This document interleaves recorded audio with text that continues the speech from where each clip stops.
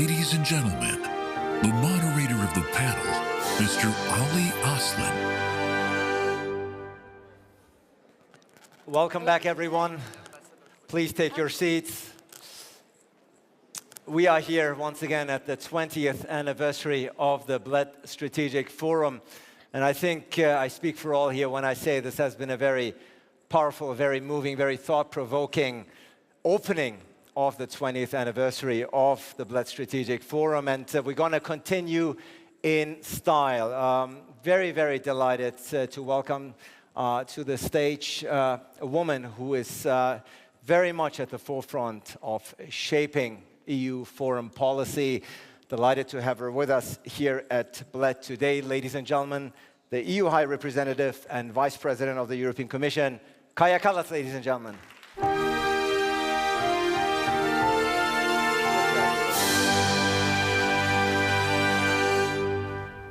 High Representative, wonderful to have you with us here in Bled.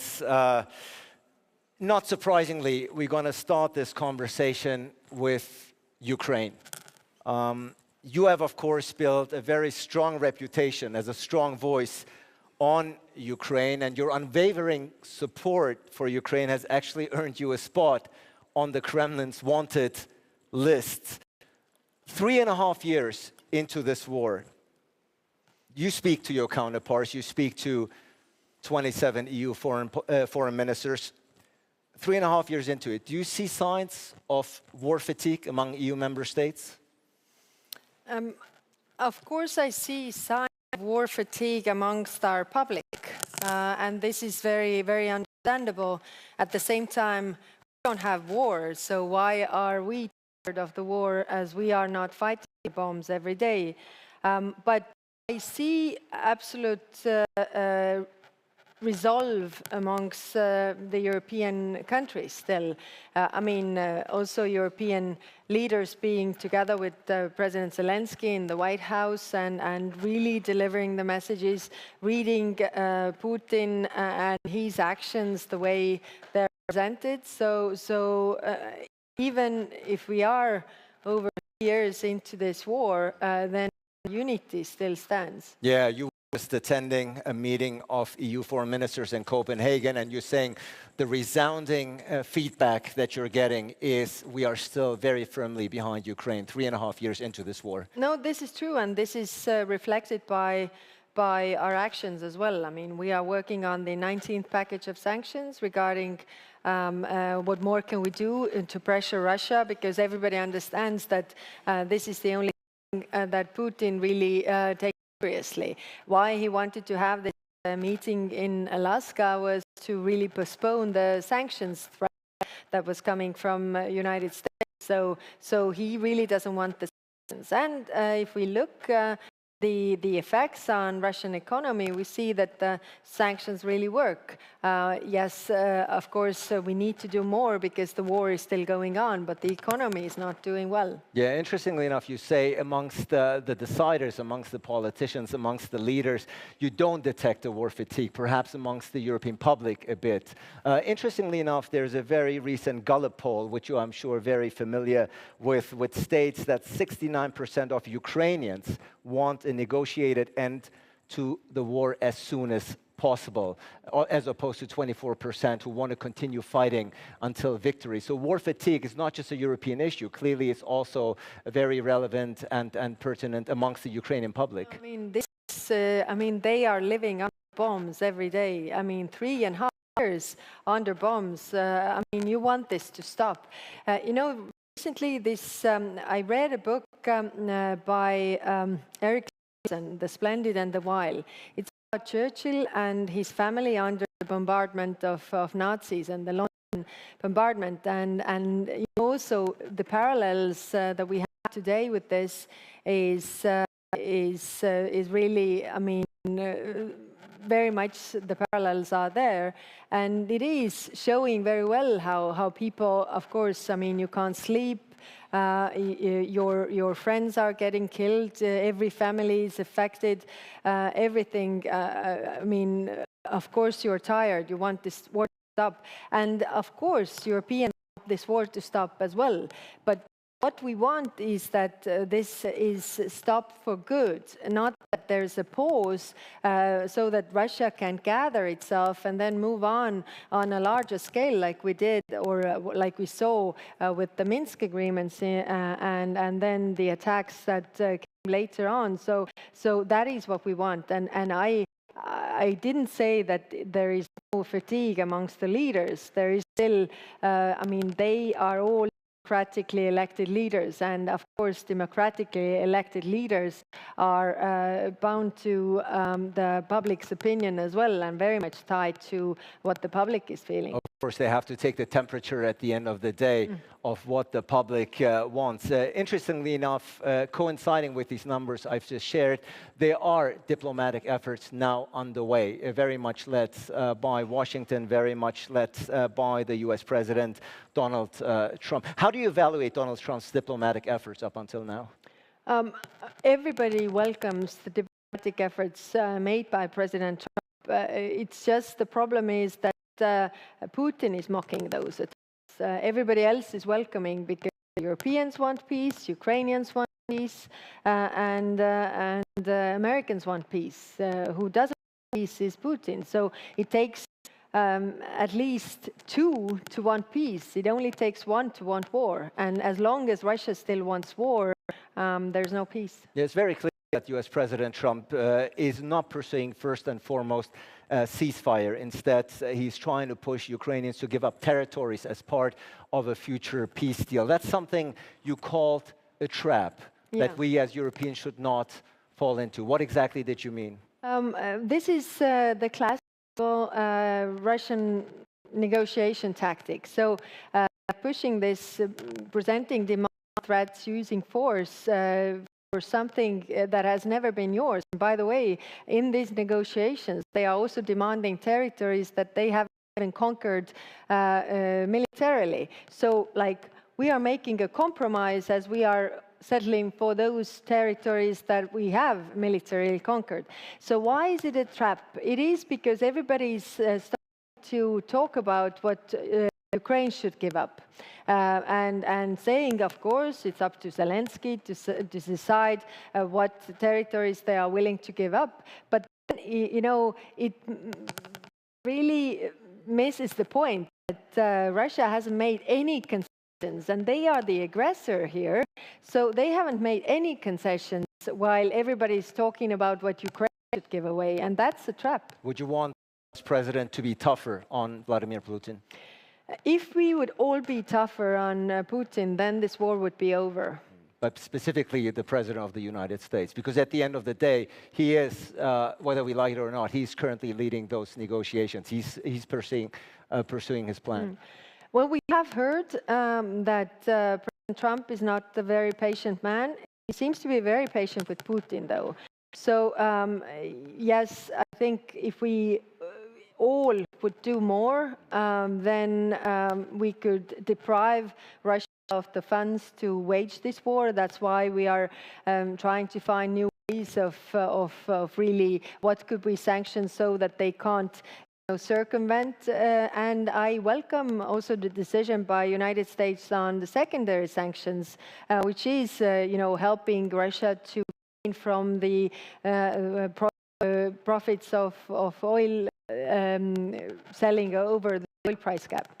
High Representative, am I mistaken when I say that Europe clearly is the largest contributor to Ukraine, but when it comes to negotiations, when it comes to looking for an end to this war, it seems to be playing a rather secondary role? Europe is not setting the agenda here, let's be clear. No, it's not true. I mean, any deal has to have approval of Ukrainians as well as Europeans, because any deal has to be implemented by Europeans, so or Ukrainians. So if we are not part, so that this deal would just not work.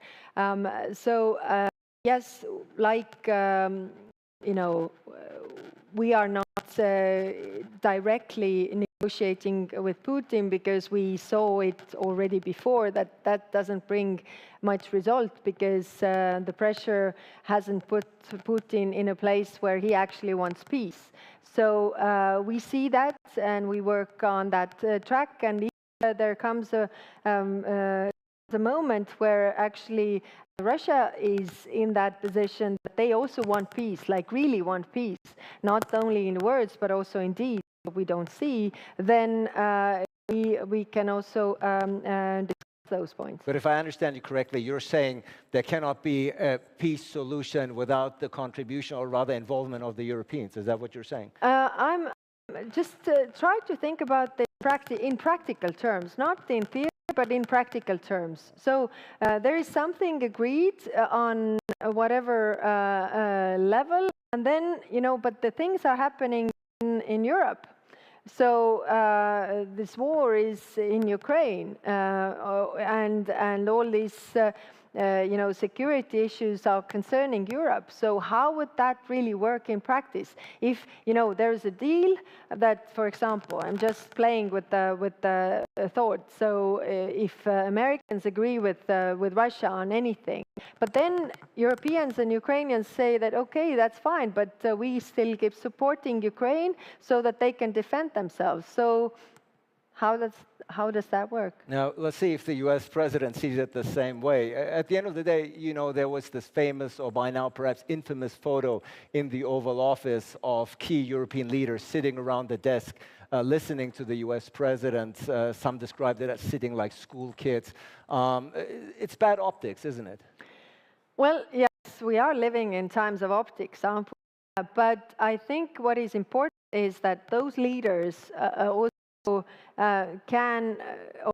President Trump has an ear for the leaders, and if he has an ear for the leaders, they can also, deliver all these messages. What they did also in Washington. So even if the pictures look like this, I think the outcome was very clear. Yeah, you have called repeatedly for robust and credible security guarantees, of course, for Ukrainians. Interestingly enough, Commissioner Ursula von der Leyen says the EU has a very precise plan to send troops post-conflict to Ukraine with the backing of the United States.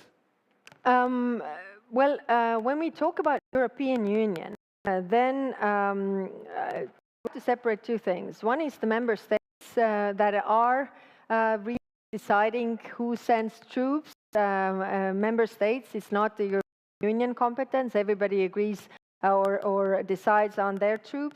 But the European level issue, what we can bring to the security guarantees is that we have a military mission training now over 80,000 Ukrainian soldiers. And as we have said, the strongest security guarantee is a strong Ukrainian army. Second, we have a civilian mission, which is helping the police and border guard and of this. We can expand those mandates so that they can help Ukraine more. Third is the support to Ukraine defense industry. So these are the European Union level issues, what we can bring to the security guarantees and what we have also emphasized. But when it comes to troops, then all the member states are deciding themselves, and of course these discussions are ongoing in the coalitions of the willing. Yeah, there seems to be positive signs coming from Washington that the US will be involved in some form of security guarantees, but the US president is known to have changed the stance once or twice. That's true, but this is the room where we operate. So we hope that this stays, and the discussions are actually very practical. What does that really mean? What the Americans think that Europeans should have a lion's share of the security guarantees. So it's a bit chicken and egg issue. We have the discussions. For example, on Friday we had with defense ministers of Europe, and some are saying that we are only coming if there is American backstop. But the Americans are saying that we are coming if you are providing the main. So we have get everything ready on the decision making levels so that we are ready if those security guarantees are really needed. But I want to emphasize that we are not there because Putin clearly does not want peace. Yeah, and speaking of Putin, there was talks that there may be direct talks between President Zelensky and President Putin with attendance of the US president.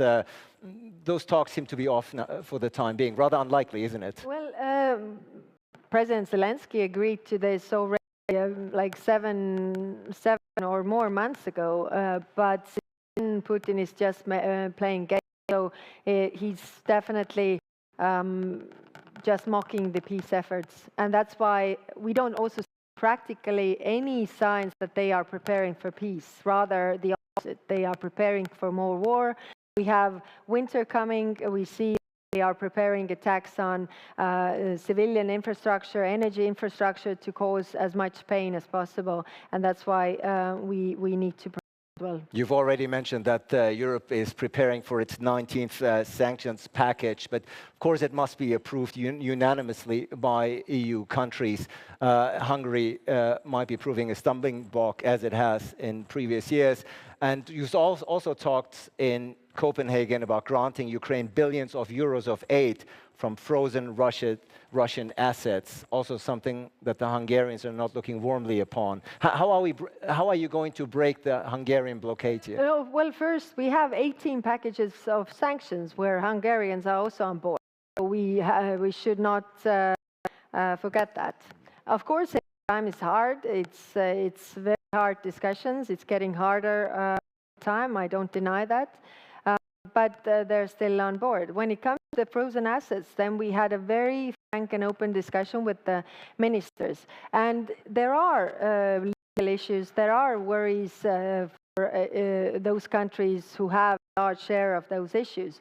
So I think what is important right now is to really think about the exit strategy. Because again, if there is any kind of peace agreement in place, then we can't possibly imagine, and we have a European Council decision saying that those assets cannot be returned unless Russia pays compensation for the damages. So we need to work on the day after and the exit strategy, because we can't possibly imagine that all these damages that Russia is causing by bombing Ukraine will be paid by our taxpayers. It's Russia who pays. Moving forward, looking forward, High Representative, is there a clear EU position on what a politically acceptable end to the war in Ukraine looks like? Or are you essentially outsourcing this decision to Kiev and Washington? Well, Kiev is under attack. Europe is not. So it is up to them to say. And otherwise, we would be also in this position where we are actually talking for Ukraine.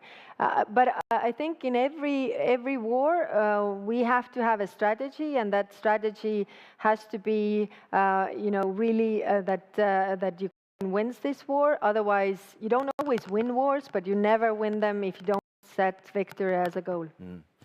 If US President Donald Trump does get a peace deal, would you favor nominating him for the Nobel Peace Prize? Well, fortunately, I'm not the one who is making those applications. So. You can nominate. Everybody's free to. I understand there are plenty of people who have done that already, so fine. Well, from what I'm gathering, peace is still far way off from what I'm gathering from your remarks. Well, it's not only remarks. Look at the news. So the reality on the ground. The reality that Putin is not preparing for peace, but for war. Yeah.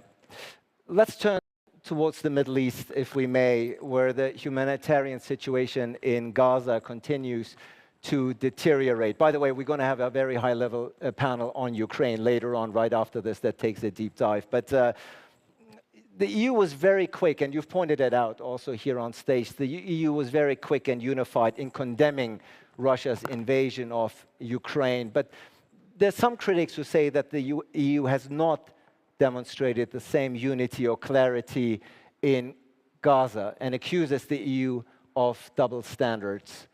Is that an accusation? Is that a criticism that you perceived to be fair? Well, this is true that we haven't been united on the Middle East and on Gaza. This is,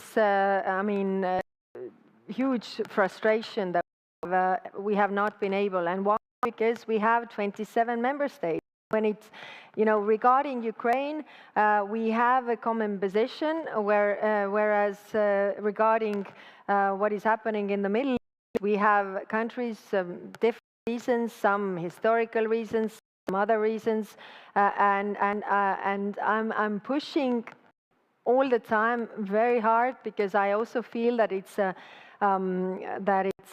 credibility of the European Union, that it's at stake, that we have to be, unified in this response.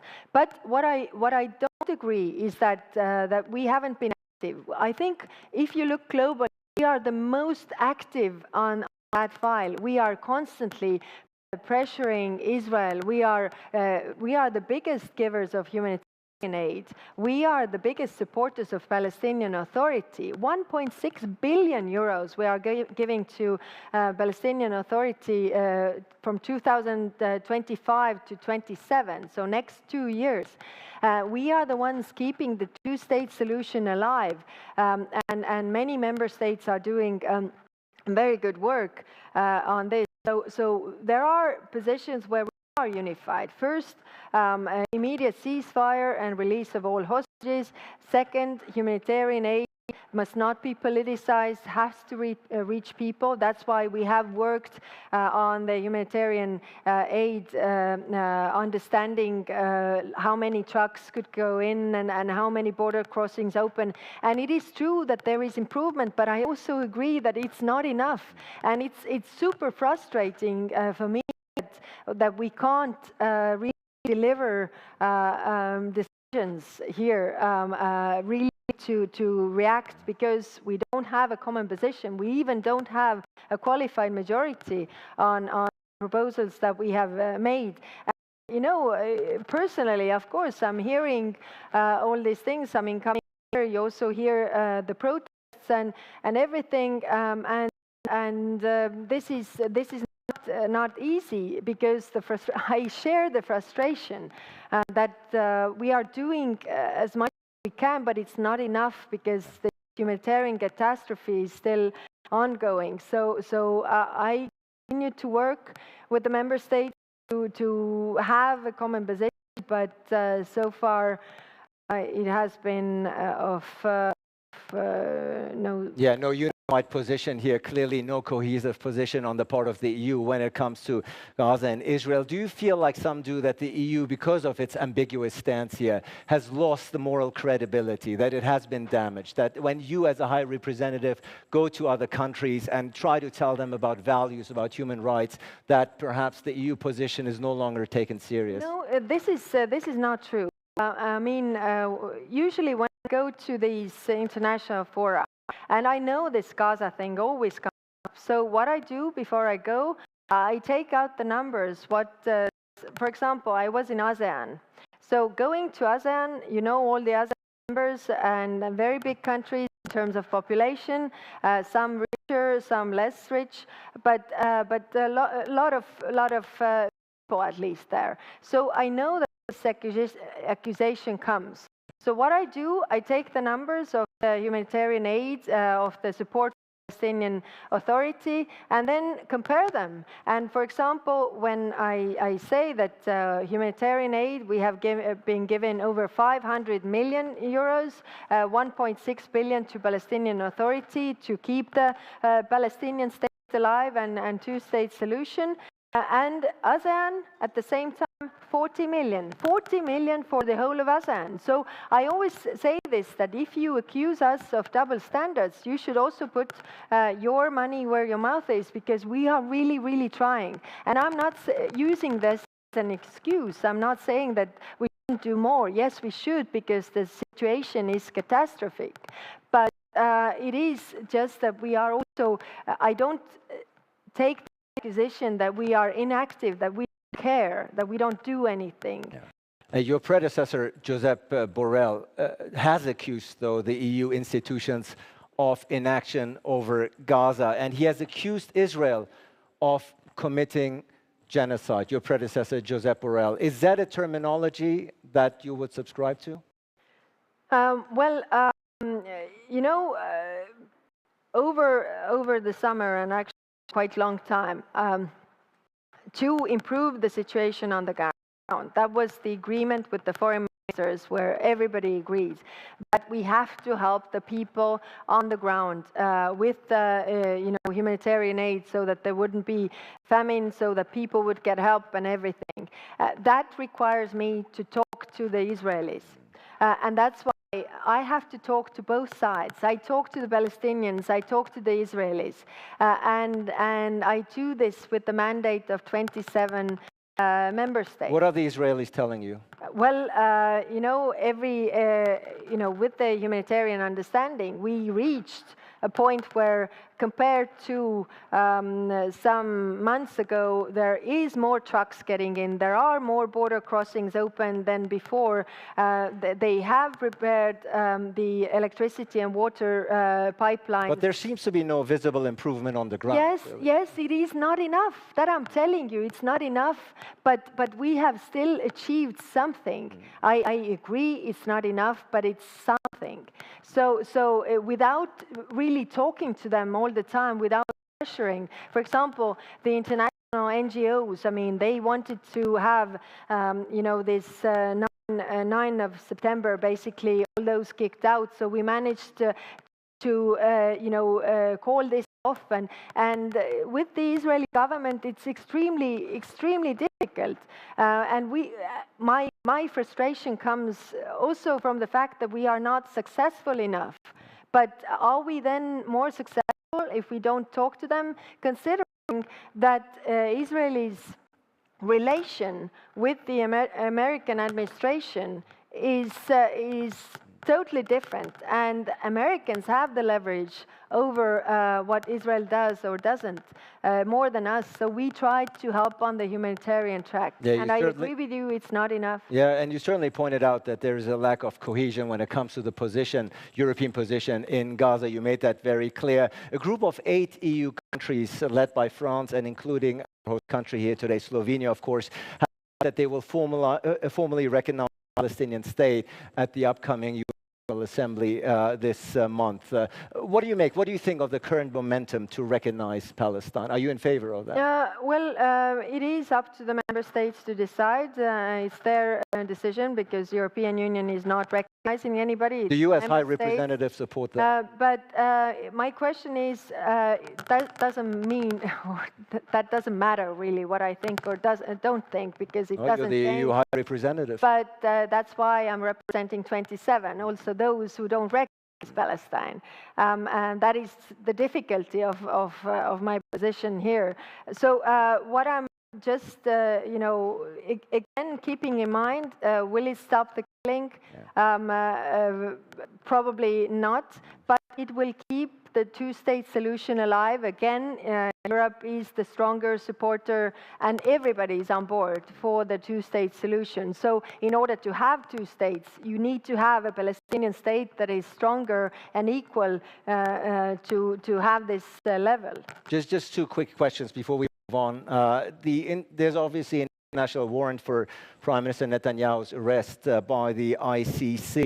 In your opinion, as the EU High Representative, but also Vice President of the European Commission, should EU heads of state continue to meet and receive Prime Minister Netanyahu? Yeah, again, it's up to them to decide, but they should keep to their international arrangements and agreements that they are subject to. So if international law is it like it is, so that gives you the question, the answer. Yeah, but certainly your frustration that you have shared with us very transparently is very felt. You've mentioned that Israel, of course, has a very different relationship with the United States, and that brings me in the remaining time also to transatlantic ties, US-EU ties, very important, of course. How would you currently characterize the current state of EU-US relations under Donald Trump? The EU has agreed, obviously, to 15% tariffs on EU exports to the US, a deal that some critics have said give the impression of weakness and submission to Donald Trump. What do you make of this? Well, United States is still our greatest ally, in terms of, and also biggest trading partner.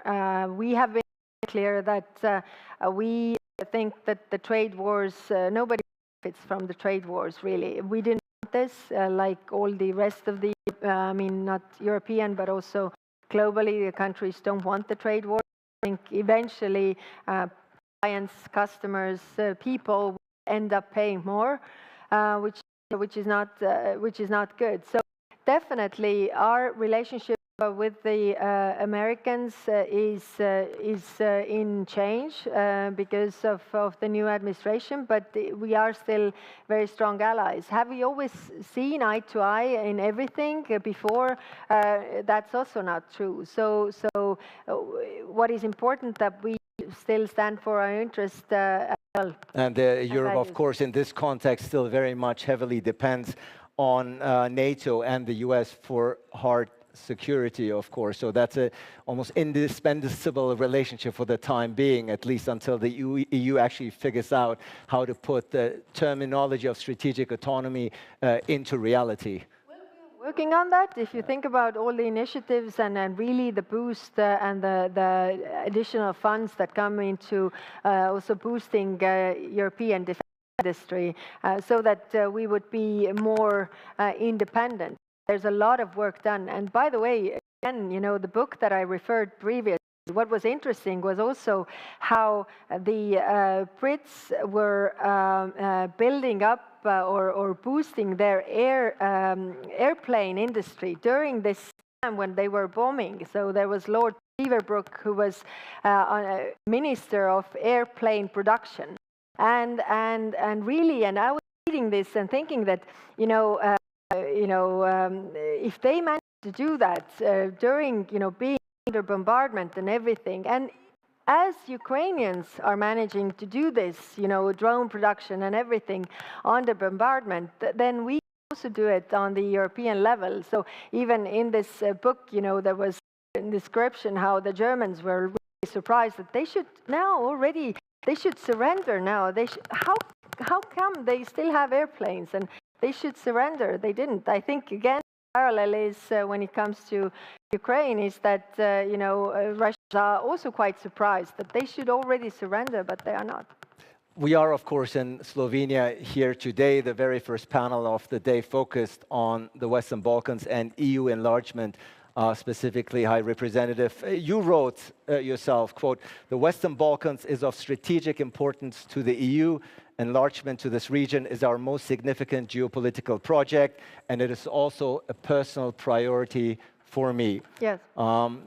You feel strongly about it, I about feel EU very enlargement. strongly, and I must say also that Commissioner Marta Kos is doing a great job, is really dedicated, and I think we are a good team in this, and I really do believe that with this hard work we can show results in this 5 years that we are in office, that we can move with the enlargement so that actually, we put also the enlargement in action. Yeah. The preceding panel here spoke about the possibility perhaps that within the next couple of years, Montenegro and Albania becoming full-fledged EU members. Is that something you would support? Yes, I mean, they are quite far, and as it is a merit-based process, then we really need to move on. And also all the worries that we have on the European side, I always try to bring the examples that actually it's also in our interest that the Western Balkans are with us, but also in terms of prosperity.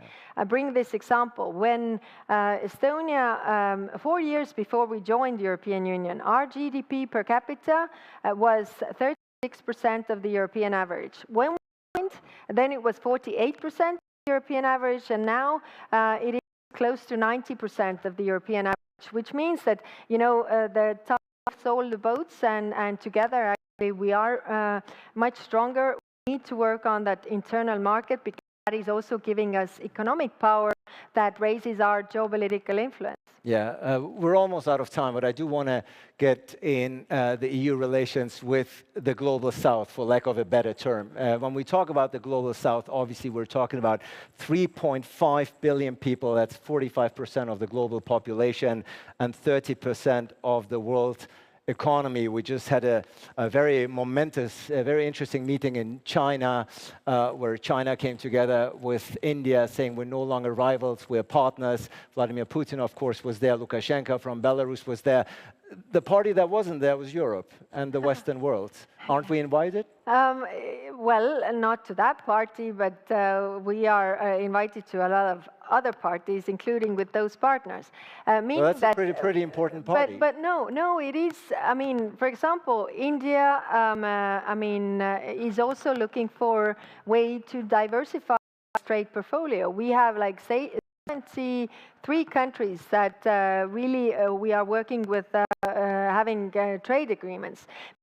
What this trade war globally brought about was that everybody were looking for partners to diversify, and we are the credible and reliable partner for most of the countries. We might be boring, we might be, it takes time when we take decisions, but when we take those decisions, we are not running European Union by executive orders, which means that those decisions stay in place, and we are a reliable partner. The reason why I ask this, of course, and that's my last question before we wrap it up here, is because those very important, very powerful nations are creating facts there in China. They're coming together. They're building alliances without a Western presence. The Europe's role and influence in a multipolar world. Again, we are also building alliances, and we are there, in different fora.